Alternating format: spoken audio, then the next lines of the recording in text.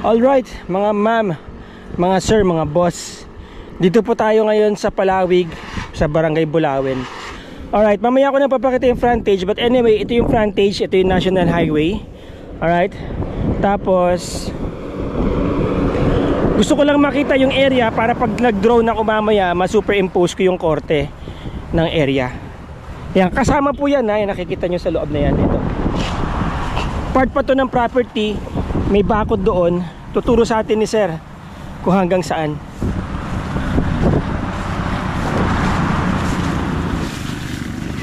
Para kapag may interesado dyan, nag-visitation, alam niya na. Titled po itong property na to. Ayan o. Ayan, highway, di ba? Tapos may mga bakod doon, makikita kayo. Kasama po yan doon sa 7 hectares. Alright, so may bakod dito pala.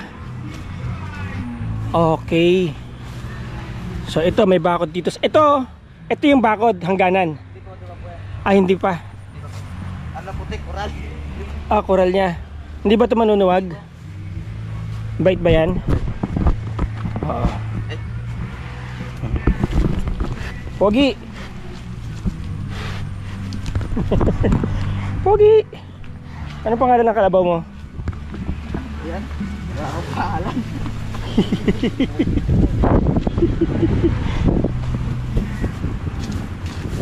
Meron daw itong 47 na mangga. 47 na mango trees. Yun yung bakod do. Palabas, mamaya lalabas tayo doon. Alright. Okay.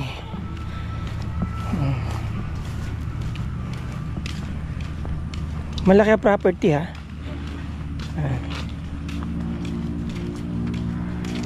Mga kinalabaw yung mangga nila dito. Hindi daw ini-sprayan yung mangga dito. Natural lang ano.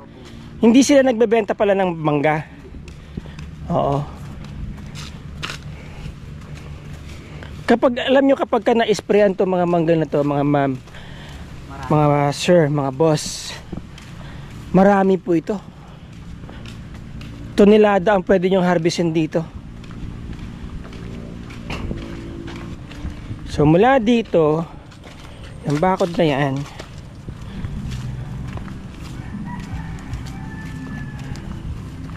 Pag anong kasi kopi yun.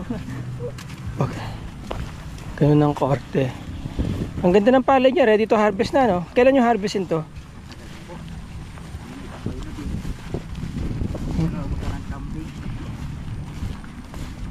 Alright, nandito.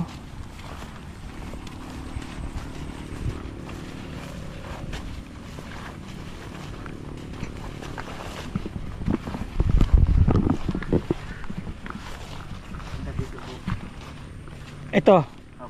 Ayan, diretso pa ganun. Okay. Ito kanino to? Iba na. Masisilip natin dyan sa, yung ano. So, iba na po ito. Hanggang dyan lang sa may palayan. Doon tayo galing.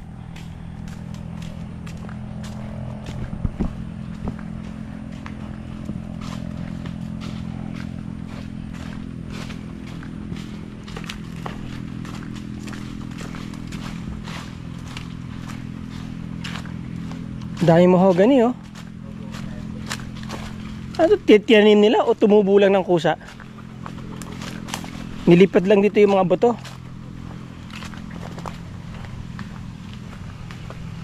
Akasya.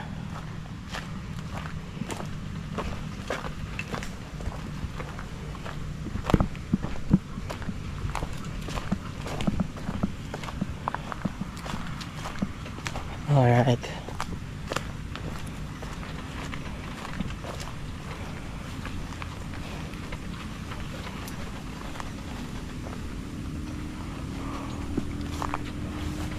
Okay. Ito. Opo. Tapos gumanito? Ito yung bakod niya. Saan? Yun. Yung bakod niya pag ganon. Pag ganito po. Ah, pag ganito, ito. Yan. Tapos papunta. Hanggang dyan na lang po yan. Hanggang saan? Yung harvest na po. Diba po ito? Oh, sa part pa rin yan ng property. Opo. Ah, gumanon. Tapos pumunta dun, sa gilid dun, sa may kamutihan dun. Umikot pa ganun, palabas. Yan. Alam ko na. Alam ko na. Okay.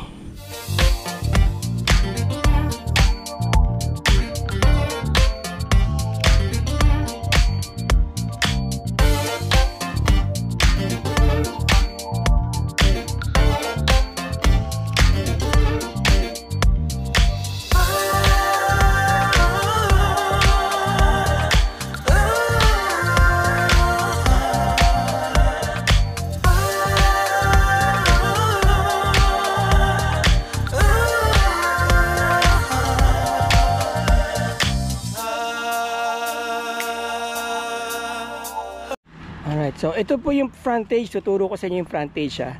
Ang haba ng frontage nito pala. Ibig sabihin, yung harap nito mula dyan hanggang doon sa tinuro mo sa akin, nakadikit sa kalsada. Tatawid mo na ako, antay mo lang ako dyan. Mamuesta ko lang yung frontage. Alright, ito pong national highway na to, yan, papunta na yan ng Santa Cruz, Pangasinan. Ito yung papuntang Manila. Ngayon ang frontage niya, simula po dun sa poste na yon, kung makikita nyo yan, poste na yan, pag ganun, hanggang doon po sa, bilangin natin yung poste ha, 1, 2, 3, 4, 5, 6, 7, 8, hanggang doon sa pang-8 poste. Ganyang kahaba yung kanyang pinaka frontage yung nakadikit sa national highway. Tanong ko. Hello po. Yeah, ayan si Ma'am Emeline Garcia na, di ba? Paganda ng paganda si Ma'am. Okay. Ma'am, itong property titled? Yes po, title po. Magkano? Po ang nasa title. 600 per square meter lang po along highway. 600 per square meter. Yes po. So 7, National highway na. 600 per square meter lang. gaano kalaki? 7 hectares po. 7 hectares. May idea ka kung gaano kahaba itong pinaka frontage niya? Almost 150 to 200 po meters. 150 to 200 meters ang haba niya.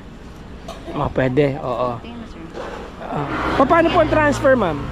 Bale po, basta po sa 600 po, all in, kasama transfer tayo. Okay, ma'am. Okay. Thank you. 600 per square meter po itong property na nasa likod ko. Ako tingin ko nasa 300 more or less yung pinaka frontage po nito along National Highway, about 4 to 5 hours drive from Manila. 7 hectares, so kung sa 600 po yan per square meter, so lumalabas po nasa 42 million yung property.